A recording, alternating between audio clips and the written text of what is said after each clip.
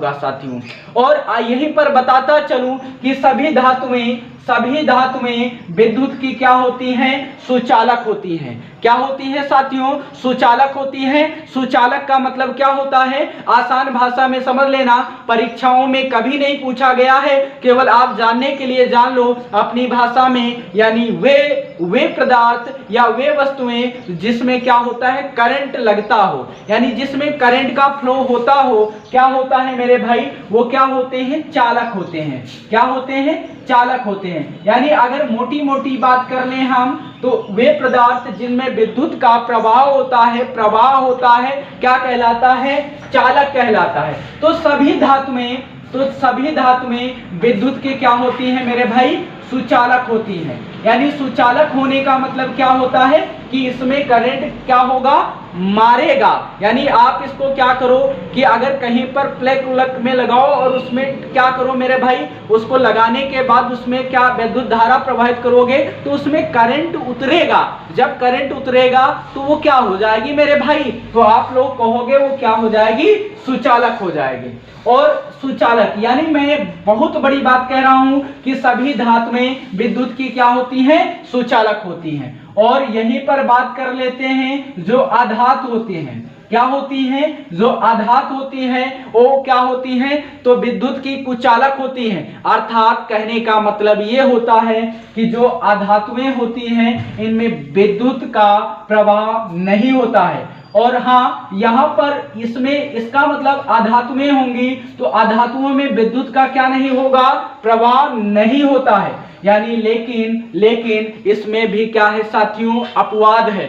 इसमें भी क्या है, अपवाद है। तो विद्युत का प्रवाह एक ऐसी अधातु होते हुए भी एक ऐसी चीज है जिसमें क्या होती है मेरे भाई, विद्युत प्रवाह होती है, जिसका नाम क्या है मेरे भाई, ग्रेफाइट है। जी हाँ, क्या है, ग्रेफाइट है। यानी ये मेरे भाई, ये ग्रेफाइट क्या है, अधातु है। क्या है मेरे भाई, आधातु है। फिर भी इसमें लाइट क्या होती है, प्रवाह कर जाती है। यानी करंट का प्रवाह हो जाता है। अगर करंट का प्रवाह हो रहा है तो वो क्या कहलाएगा साथी, धातु होनी चाहिए। लेकिन ये अपवाद है। अपवाद में आप याद रखना कि ग्रेफाइट एक ऐसी अधातु है जिसमें विद्युत क्या है, विद्युत का सुचालक है साथियों।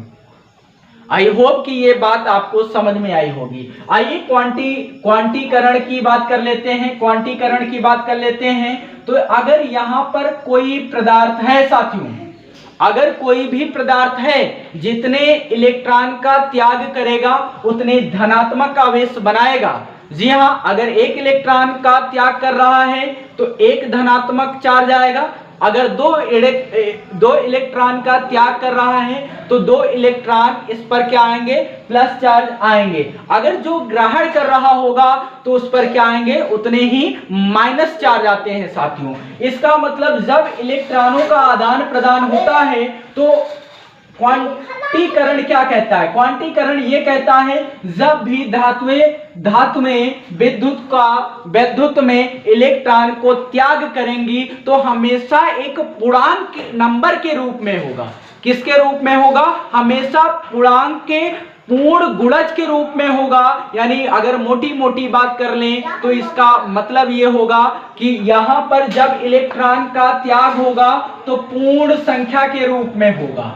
किसके रूप में होगा, पूर्ण संख्या के रूप में होगा। यानी अगर कोई भी धातु है वो इलेक्ट्रॉन का त्याग करती है तो जब इलेक्ट्रॉन का त्याग करती है तो कभी भी आधा नहीं करेगा, कभी पॉइंट में नहीं करेगा, कभी भी बटे में नहीं करेगा। यानी सीधा पूर्णांक संख्याओं के रूप में क्या करती है, इलेक्ट्रॉन का त्याग करती है साथियों। इसका मतलब क्या हुआ, अगर यहां पर हम देखें फार्मूले पर गौर करें तो Q बराबर कितना है साथी, N किसको रिप्रेजेंट कर रहा है, तो इलेक्ट्रॉनों की संख्या को रिप्रेजेंट कर रहा है। और इलेक्ट्रॉनों की संख्या हमने मान लिया 1 2 3 4 ऐसे करके इनफाइनाइट तक। तो साथियों यहाँ पर अगर हम सजाने का प्रयत्न करें तो यहाँ पर पहले क्या आएगा, 1 इलेक्ट्रॉन आएगा, फिर कितना 2 इलेक्ट्रॉन, फिर 3 इलेक्ट्रॉन, फिर कितना आएगा 4 इलेक्ट्रॉन, फिर कितना आएगा 5 इलेक्ट्रॉन। यानी आप यहाँ पर गौर कर रहे होंगे जो भी हमें नंबर्स मिल रहा है ये पूर्ण गुणज के रूप में मिल रहा है, और यही कहता है आपका आवेश का क्वांटीकरण, कि जब भी आवेश का क्या होगा मेरे भाई, आवेश से इलेक्ट्रॉन निकलेंगे तो ये हमेशा पूर्ण गुणज के रूप में होंगे। किसके रूप में होंगे, पूर्ण गुणज के रूप में होंगे। तो समय कम है, अंधेरा भी हो चला है, आपको सही ढंग से दिखाई नहीं पड़ रहा होगा, फिर भी आपको देखना पड़ेगा साथियों। जी हाँ, जज्बा आपको बनाए रखना है, हौसला बनाए रखना है, यानी अब की बार बुलंदियों को छूना है साथियों। आपने दिल में इस आग को बनाए रखना है, जब तक तोड़ेंगे नहीं तब तक छोड़ेंगे नहीं। साथियों आइए जानते हैं 1 कूलाम आवेश में कितने इलेक्ट्रॉन मौजूद होते हैं। तो साथियों इसको हम परिभाषित करने का प्रयत्न कर रहे हैं, Q बराबर Ne से। आप सभी को पता है Q का मान दिया है, Q का मान कितना दिया है, 1 कूलाम दिया है। कितना दिया है, 1 कूलाम दिया है। Q का मान कितना दिया है, 1 कूलाम दिया है, और आपको N निकालना है, यानी इलेक्ट्रॉन कितने इलेक्ट्रॉन मौजूद है, यानी इलेक्ट्रॉनों की संख्या निकालनी है। और आप सभी को पता है 1 इलेक्ट्रॉन पर चार्ज कितना होता है, तो 1.6 इंटू 10 की पावर -19 कूलाम होता है। वो भी कैसा होता है, तो ऋणात्मक चार्ज होता है। कैसा होता है साथियों, ऋणात्मक चार्ज होता है। यानी अगर हम यहाँ पे बात करें n का मान निकालना है तो क्या बटे में E जाएगा, जी बिल्कुल जाएगा। यानी फार्मूला मिलेगा Q अपान में कितना साथी, E। n बराबर Q अपान में कितना, E। तो n का मान निकालें तो Q का मान रखना होगा 1 बटे में इलेक्ट्रॉन 1.6 इंटू 10 की पावर कितना, -19। ये ऊपर जाएगा तो आप सभी को पता है प्लस में कन्वर्ट होगा। ये पॉइंट हटाएंगे, 1 अंक है तो 1 0, यानी यहाँ पे 10 आ चुका है साथियों। और ये ऊपर जाएगा तो 10 की पावर कितना, 19 है, तो 1 10 बाहर कर लेते हैं, क्या ये 18 हो जाएगा। 19 थे, 19 से मैंने 1 बाहर पे 10 कर लिया तो 18 बचेंगे, बटे में कितना बचेगा, 16 बचेगा। कितना बचेगा, 16 बचेगा। अब यहाँ पर हम चीजों को काटने का प्रयत्न करते हैं। मैंने मान लिया कि ये कितना है मेरे भाई, 10 गुणा 10 करेंगे तो कितना हो जाएगा, 100 हो जाएगा। कितना हो जाएगा, 100 हो जाएगा। दिख रहा है यहाँ पे सर, यहाँ पे दिख रहा, अगर नहीं दिख रहा है तो मैं यहाँ पर लिखने का प्रयत्न करता हूँ। तो ये 10 में कितना हो जाएगा, तो आप कहोगे 100 हो जाएगा। मल्टीप्लाई में कितना मेरे भाई, 10 की पावर 18 बटे में कितना मेरे भाई, 16। यानी हम क्या करते हैं, काटने का प्रयत्न करते हैं 4 से।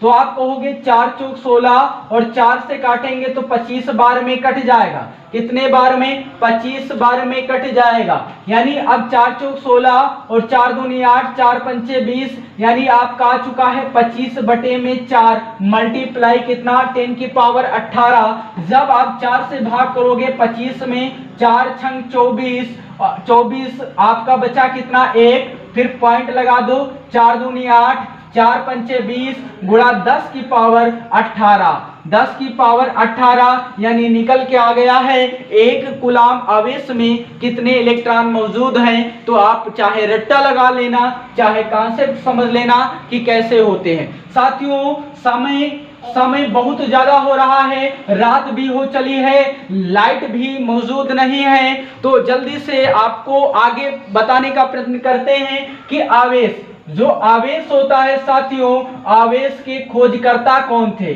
आवेश को जाना किसने, तो आवेश को सबसे पहले किसने जाना था, तो ये बात हम जान लेते हैं। तो भैया कौन थे, विलियम गिलबर्ट थे। कौन थे? विलियम गिलबर्ट थे।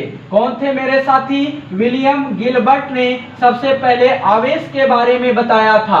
लेकिन इन्होंने ये नहीं बताया था कि दो प्रकार के आवेश होते हैं, एक धनात्मक होता है, एक ऋणात्मक होता है। तो इस चीज को बताने का प्रयास कौन किया था? एक और आए थे अमेरिका के वैज्ञानिक, जिनका पूरा नाम बेंजामिन फ्रैंकलिन था। तो फ्रैंकलिन साहब जी आए। कौन आया मेरे भाई? फ्रैंकलिन साहब जी आए। कौन आए? फ्रैंकलिन साहब जी आए। उन्होंने बताया कि चार्ज दो प्रकार के होता है, एक धनात्मक चार्ज होता है, एक क्या होता है साथी? धनात्मक चार्ज होता है, एक क्या होता है? ऋणात्मक चार्ज होता है। जी हाँ, इस चीज की पुष्टि किसने की थी? फ्रैंकलिन ने किया था। लेकिन उससे पहले एक वैज्ञानिक आए थे जिन्होंने आवेश के बारे में पहले ही बता दिया था, जिनका नाम विलियम गिलबर्ट था। और उसके बाद फ्रैंकलिन आए। फ्रैंकलिन ने कहा आवेश तो होता है लेकिन दो प्रकार के होते हैं, एक धनात्मक होता है, एक ऋणात्मक होता है। साथियों, समय ज्यादा हो रहा है तो फिर नेक्स्ट वीडियो में हम आतंक नहीं धुआं उड़ा देंगे। साथियों, आतंक तो मचेगा, आतंक के साथ धुआं भी उड़ेगा। तो पूरी फिजिक्स धुआं धुआं। अभी तक आपने मेरे चैनल को सब्सक्राइब नहीं किया है तो जाकर के सब्सक्राइब कर लें, बेल आइकन को जरूर प्रेस करें, तो जिससे कि आपको आने वाली वीडियो की नोटिफिकेशन मिलते रहें। तो फिर मिलते हैं नेक्स्ट वीडियो में, तब तक के लिए जय हिंद, जय भारत दोस्तों।